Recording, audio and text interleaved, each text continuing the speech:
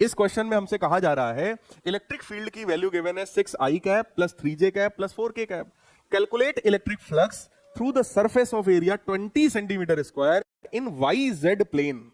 अब आप लोग मुझे बताएं, अगर एरिया वाई जेड प्लेन में है तो उसका डायरेक्शन कौन सा होगा बेटा? कौन सा डायरेक्शन होगा? वाई जेड प्लेन कौन सा होता है?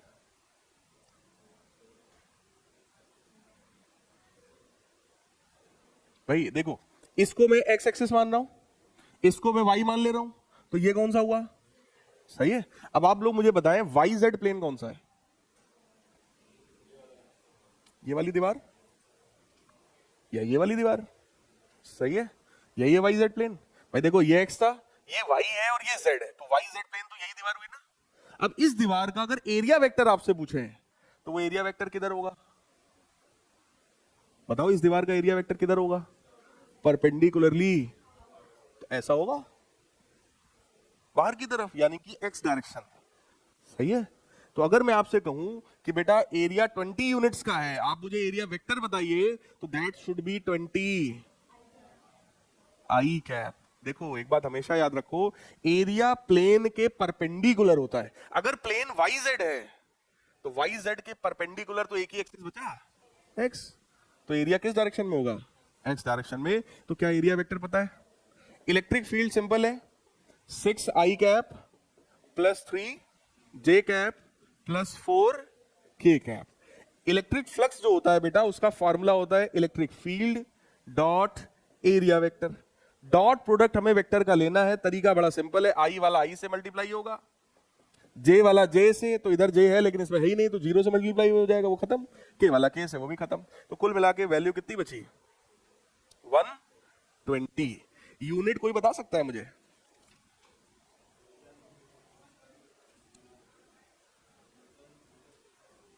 नहीं बता सकते हम। पहली बात, हमको इलेक्ट्रिक फील्ड का कोई यूनिट नहीं गिवन है।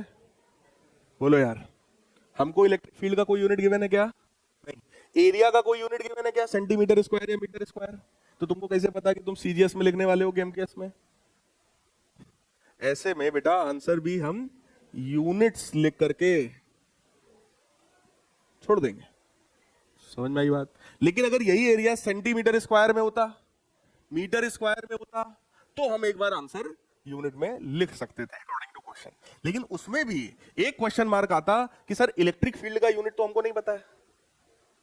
समझ में आई बात? तो अगर हमें दोनों का यूनिट गिवन होता तो हम आंसर को भी एक पर्टिकुलर न्यूटन कूलम ये सब में कन्वर्ट करके लिखते, लेकिन फिलहाल ऐसा कुछ है नहीं, तो हमने यूनिट्स में लिखकर छोड़ दिया।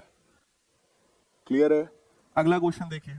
अ circular plane sheet of radius 10 centimeter square is placed in a uniform electric field of this making an angle of 60 degree with the field।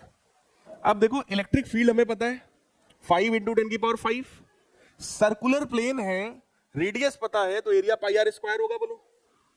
And making an angle of 60 degree with the field.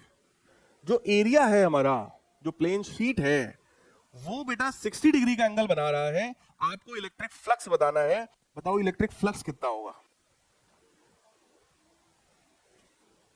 What will be electric flux?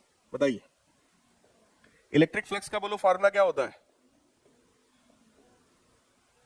E A cos theta. Electric field बोलो कितना है? 5 into 10 की power 5। Area कितना है? पाई। Are कितना है? Are कितना है भाई? 10 सेंटीमीटर, तो भाई 100 करेंगे, स्क्वायर करेंगे। कॉस थीटा कितना है? क्या थीटा 60 है?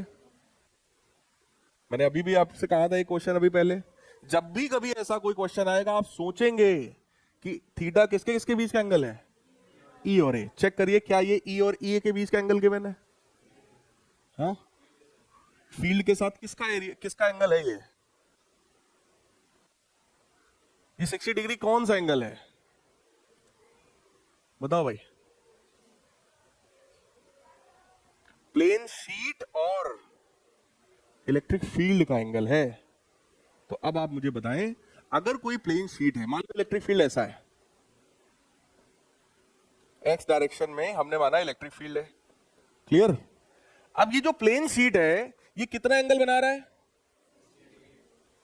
ऐसा रहा होगा, सही है। एरिया वेक्टर किधर है भाई? पक्का? तो बेटा ये है एरिया वेक्टर। क्या ये एंगल 60 दे रहा है या ये वाला 60 दे रहा है? समझ में आ रही बात? भाई साहब हमको ऐसा था एरिया वेक्टर, मतलब एरिया का प्लेन ऐसा था, ऐसा। ये एंगल हमको क्वेश्चन में गिवन है 60, लेकिन हमको कौन सा चाहिए?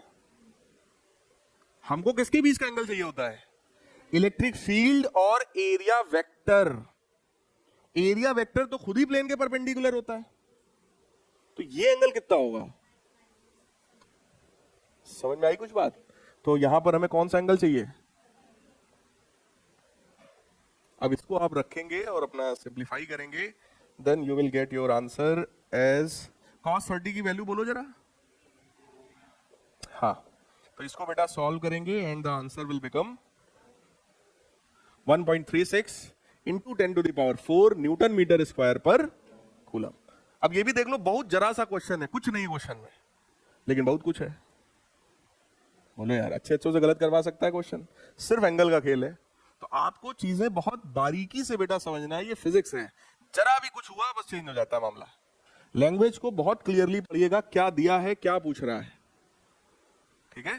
तो ये इस टाइप का क्वेश्चन आपसे गलतियां करवा सकता है। अगला क्वेश्चन कह रहे हैं cylinder is placed in uniform electric field E with its axis parallel to the field, show that total electric flux through the cylinder is 0। कह रहे हैं कि इलेक्ट्रिक फील्ड ऐसा था,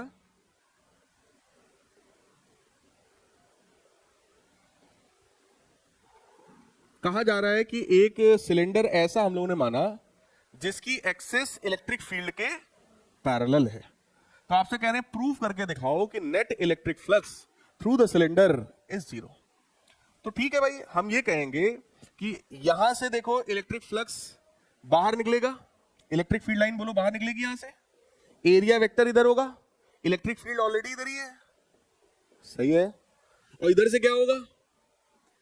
इधर से इलेक्ट्रिक फील्ड लाइन बोलो एंटर कर रही है, ये लाइक दिस, बट इधर का एरिया वेक्टर किधर है?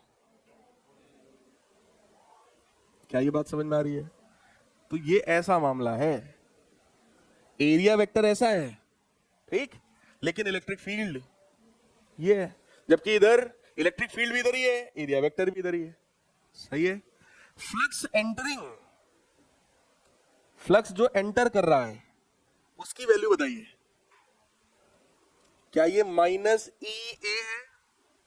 क्योंकि बेटा फॉर्मूला बनेगा ई ए कॉस 180, बोलो यार, कॉस 180 माइनस 1, इसलिए वैल्यू कितनी हुई? और फाइनल जो फ्लक्स है, जो एग्जिट कर रहा है, फ्लक्स एग्जिट, उसकी वैल्यू कितनी है? ई। तो बेटा टोटल फ्लक्स कितना है?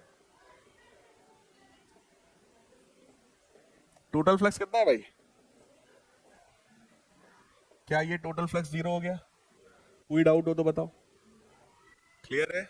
आगे बढ़े, नेक्स्ट क्वेश्चन देखिए।